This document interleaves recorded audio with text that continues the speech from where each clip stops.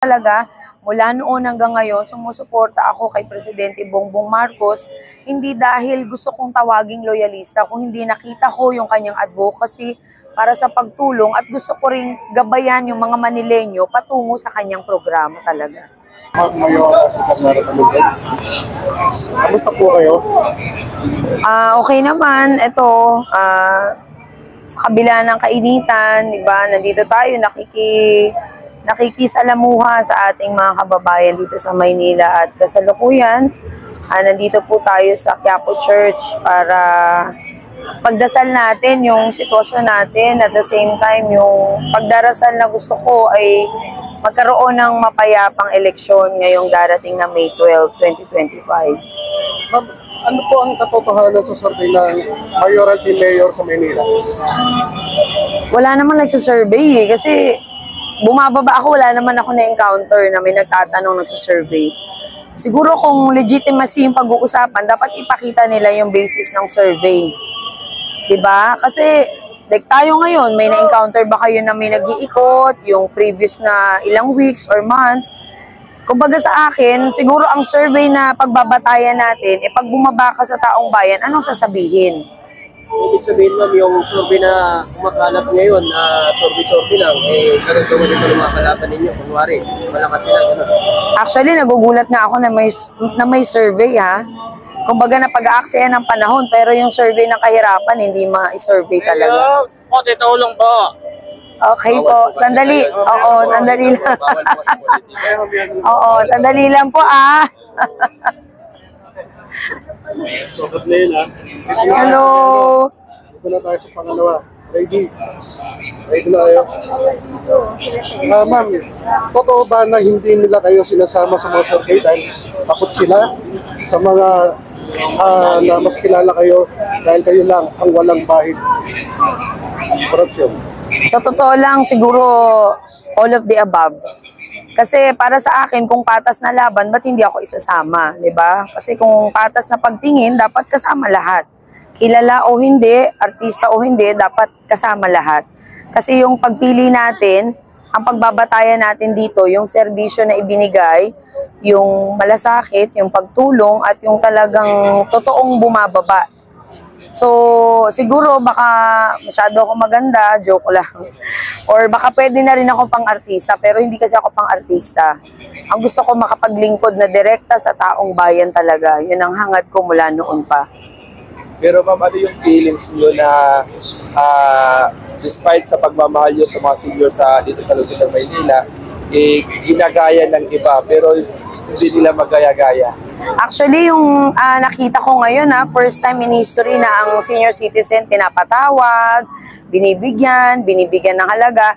Yung ginawa ko for the longest time, para sa akin, successful siya. Dahil nakita natin yung naging outcome. Ibig sabihin, maganda yung naging resulta ng paghihirap natin dahil niyakap nila ang mga senior citizen.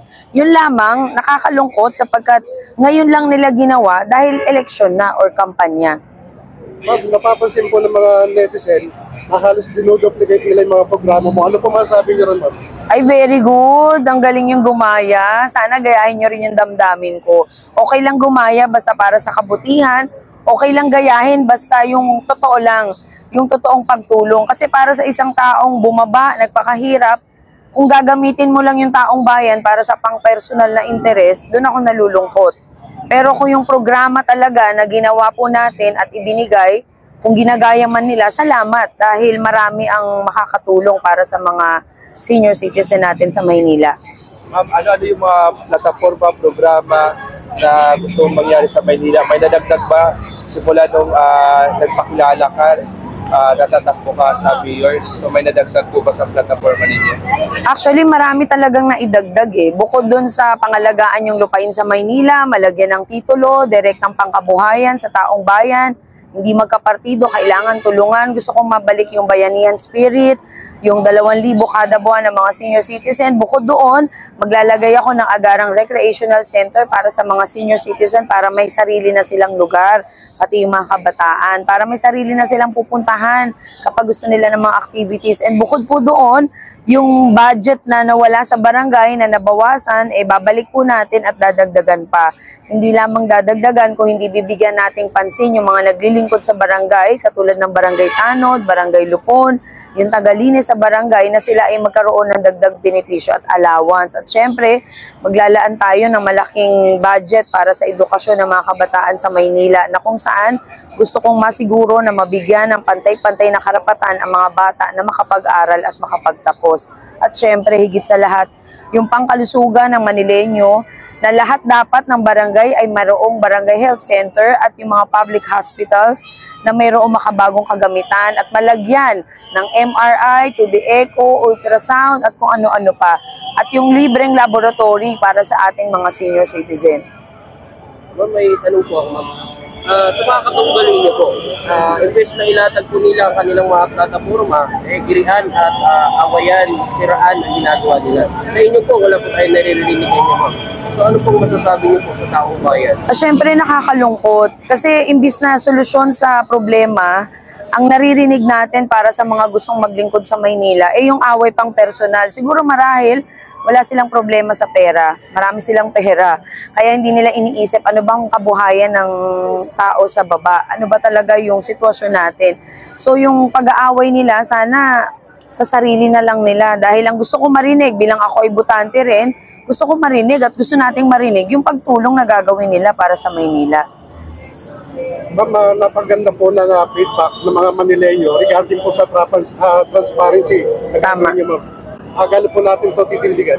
Ay talagang titindigan ko to hanggang barangay dahil gusto ko lahat ng barangay sa Maynila ay maging transparent sa programa para sa taong bayan. Gusto ko mula sa opisina ng City Hall, ng Mayor's Office, pagbaba sa barangay, kailangan parehas na transparent para ang taong bayan, ang Manileño, alam nila kung saan napupunta yung budget ng Maynila at alam nila na may programang ibababa para sa kanila.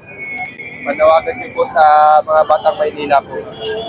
Para sa mga Manileño, sa mga senior citizens, sa mga batang Manileño, alam po ninyo, mahalin natin yung pagiging Manileño natin dahil ito ay capital city, yung Maynila, capital city ng Pilipinas. Nandito po ang Malacanang, dito nag-umpisa ang gobyerno natin. So dapat panatilihin nating may respeto at dignidad tayo sa mga maglilingkod. At bilang Manileño, tayo po ay sumuporta palagi sa mga programa. At higit po dyan, kailangan malinaw natin tignan na yung mga maglilingkod, dapat pong alamin natin ang kanilang adikain para sa ating lahat.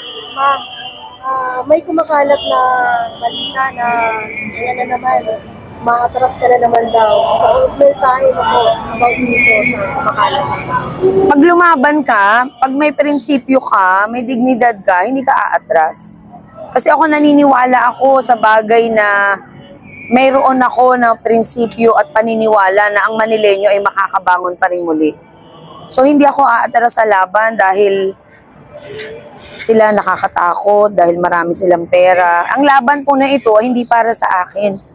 Ang laban po na ito ay para sa Manileño na magkaroon na ng tunay na solusyon yung kahirapan para sa Maynila. Ma'am, pahabol po na tanong. Dahil po sa kalagayan ng ekonomiya ngayon, marami po tayong kabataan na out of school youth. Ano pong plano mo sa kanila? Syempre, suportahan po natin sila makabalik sa eskwelahan.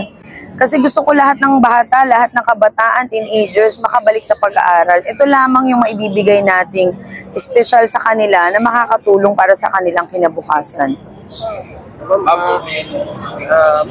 Sa atin naman po mga tricycle driver kasi madalas yung makikita natin yung mga tricycle na rin. Yes. So, ano po mga gandang plano niyo po sa kanila kung sakali po ay manifest? Actually, sa mga tricycle driver, sidecar, jeepney, tayo po ay magbibigay ng matibay na ordinansa para sila ay magkaroon ng sariling terminal, sila ay magkaroon ng ruta na susundin talaga nila para maiwasan din yung trapiko, yung sapawan sa mga pasahero.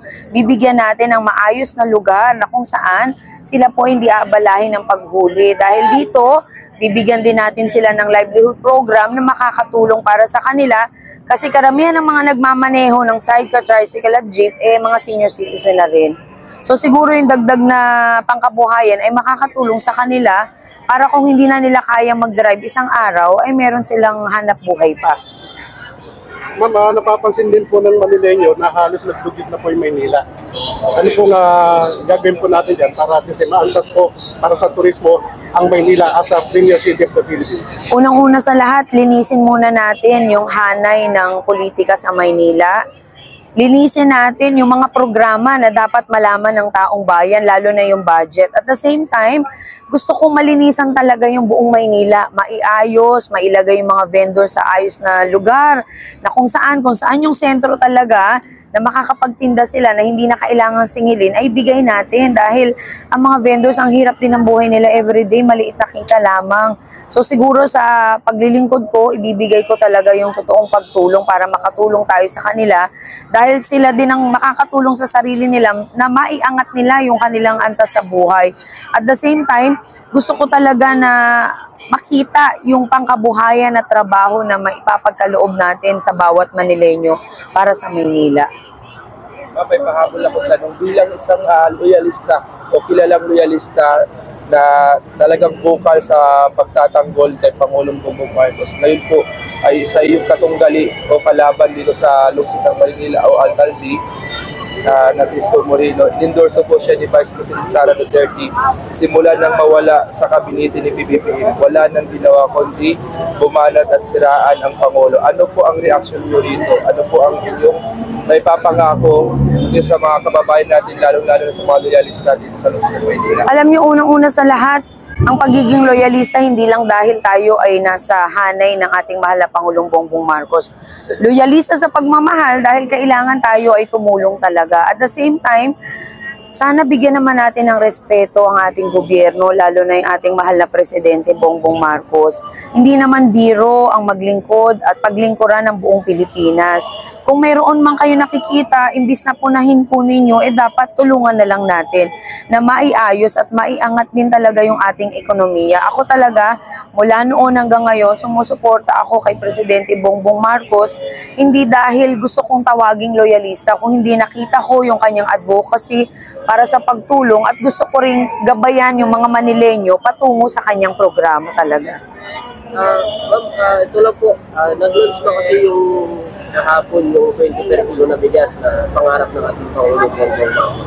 Yes. Bilang kayo po ay tumatakbo na mayor, susuportahan niya rin po ba ito kung sakali kayo ay manatili? Aba, syempre, susuportahan ko. Lalo na kung ganyan kababa yung presyo na pwede nating ibigay, why not? Tayo naman, basta bigas na pwedeng saingin at makain, wala namang problema. Kasi hindi naman tayo bibigyan ng 20 pesos siguro kung hindi naman makakain, di ba? Pero ang akin lang, ginawa lahat ni Presidente Bongbong Marcos na mapababa ito para yung mga kababayan na natin na nasa laylayan, kaya rin bumili ng bigas at makakain ng 3 beses sa isang araw. So definitely, susuportahan ko ang anumang programa na mayroon ng ating administrasyon para sa Maynila. Ma'am, mensahe po sa Manileño. Ang mensahe ko sa Manileño, alam po ninyo, merong oras na nakikita ko yung katotohanan at kalungkutan sa ating lahat. Talagang saksi po ako mula noong bata ako hanggang ngayon. At siguro, ito na po yung pagkakataong ibigay natin sa ating mga sarili, lalo na sa mga kaedad ko. No, ako'y bata pa, mga kaedad kong 47 years old. Sana naman natuto na tayo, 'di ba? Sana naman namulatan na tayo ng maayos. Wala tayong kailangang pintasan sa kabila. Kung hindi, tignan na lang natin yung magandang maitutulong po natin. Bilang tayo ay dapat pumili ng tamang maglilingkod. Doon sa ganung paraan, malaking bagay na para sa bawat Manileño na sila ay magkaroon ng direktang programa at benepisyo mula sa local government.